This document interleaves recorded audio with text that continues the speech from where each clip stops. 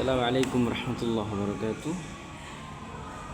Perkenalkan, nama saya Muhammad Gufron Ali dari kelas 2 PAIB. Saya mahasiswa Universitas Islam Kyai Ahmad Muzaki Shah Jember. Yang mana saya sekarang akan menjelaskan tentang sumber-sumber ilmu kalam. Yang mana sumber-sumber ilmu kalam itu ada beberapa bagian. Satu, yang mana pengertian Al-Quran itu sebagai sumber utama. Yang kedua, hadis sebagai penjelasan akidah. Yang ketiga, akal, yakni rasionalitas dalam ilmu kalam. Yang mana pengertian Al-Quran sebagai sumber utama ilmu kalam secara etimologis ialah terdapat berbagai di kalangan ulama tentang asal usul kata Al-Quran, yakni Qur'ah, berasal dari Qur'anan, berasal dari Qur'ah yang memiliki arti bacaan atau membaca, sehingga sesuatu bacaan yang dibaca secara etimologis. Kalau secara terminologis, sebagaimana disepakati oleh para ulama usul fiqh, ahli fikih dan para ahli bahasa, ini Al-Quran adalah kalam Allah yang mengandung mukjizat yang diturunkan kepada Nabi Muhammad SAW dalam bahasa Arab, dinukilkan kepada generasi selanjutnya secara mutawatir. Terdapat dalam mushaf, membacanya merupakan ibadah dan dimulai dari surat Al-Fatihah sampai ditutup dengan surat An-Nas.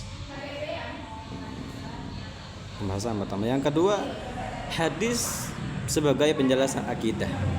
Yang mana akidah secara bahasa berasal dari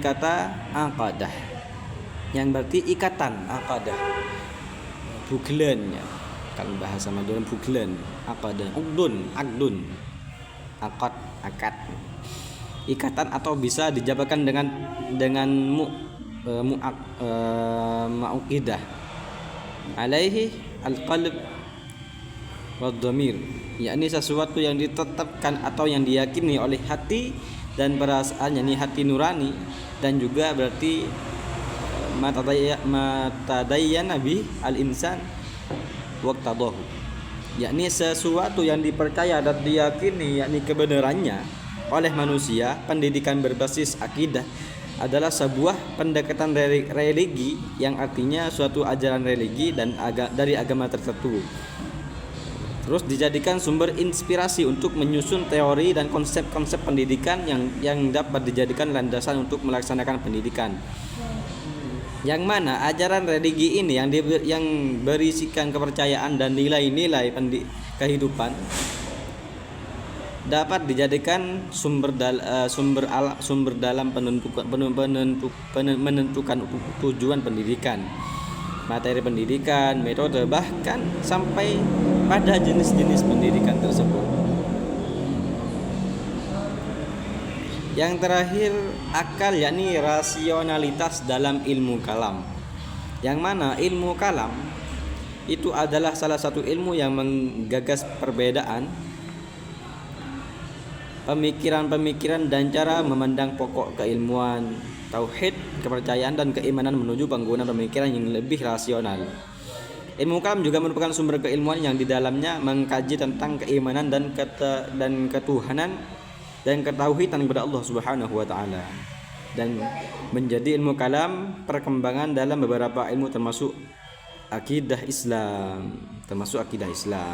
yang mana dalam tradisi Islam, yakni akal menempati posisi yang mulia sebagai karunia Allah yang membedakan manusia, sebagai mana dijelaskan dalam Al-Isra, surat Al-Isra ayat 17 yang ke-17, yang artinya dan sungguh kami telah memulihkan anak cucu Adam dan kami angkut mereka di daratan dan lautan, dan kami beri mereka rezeki yang lebih baik, dan kami lebihkan mereka dengan kelebihan yang sempurna atas kebanyakan makhluk yang kami ciptakan. Jadi yang membedakan antara kita dengan hewan, kan manusia itu kan termasuk hewan natik, hewan gairun natik kan.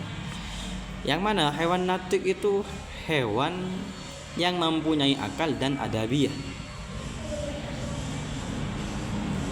Semua hewan itu mempunyai sifat-sifat yang sama, seperti gotop, tusonan, ngosoan. Nah itu ngosoan, miseran, nukolan, kasih sayang. Lihat apa? Belum tentu semua hewan itu bisa mempunyai ilmu dan adab. Ada. Karena yang membedakan manusia dengan hewan yaitu satu, ilmu. Maka dari itu pentingnya kita terus mempelajari atau mencari ilmu sampai liang lahat. Utlubul ilma minal mahdi ilal lahdi katanya. Carilah ilmu dari engkau turun